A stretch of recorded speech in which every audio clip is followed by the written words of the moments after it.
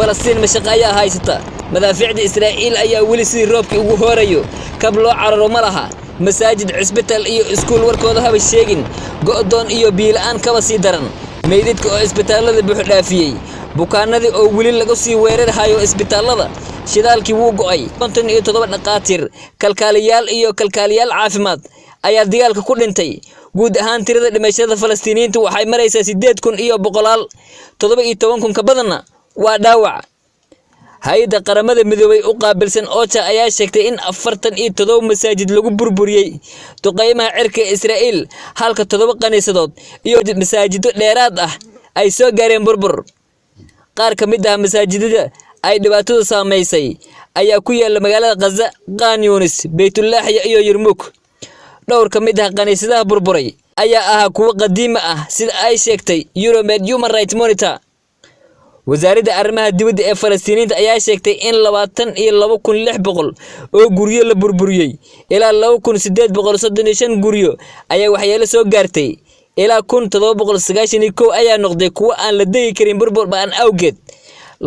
12,630 ayay soo gaartay burbur yar sida lagu sheegay warbixinta qaramada midoobay warbixin ay soo saartay hay'adda caafimaadka adduunka ee WHO ayaa in 19 xarumo caafimaad ay waxyeelo soo gaartay OCHA waxay soo warisay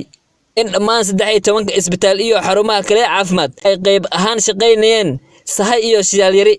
wariyaha Al Jazeera Yoman Al Said ayaa sidoo kale sheegtay in isbitaalka Beit Hanun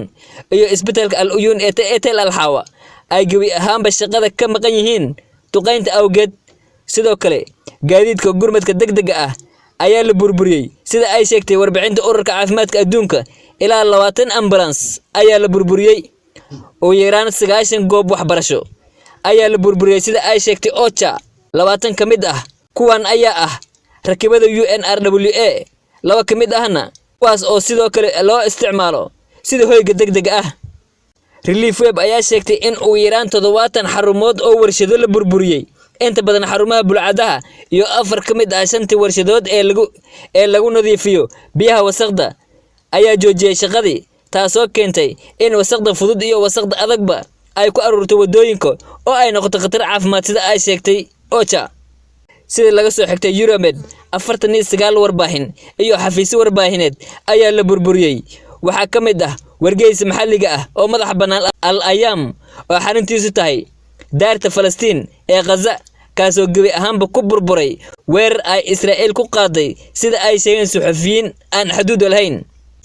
dhanka kale ururka Xisbullah ayaa sheegay in ay duqeyn cirka ah ku soo rideen diyaaradda nooca aan duuliyaha lahayn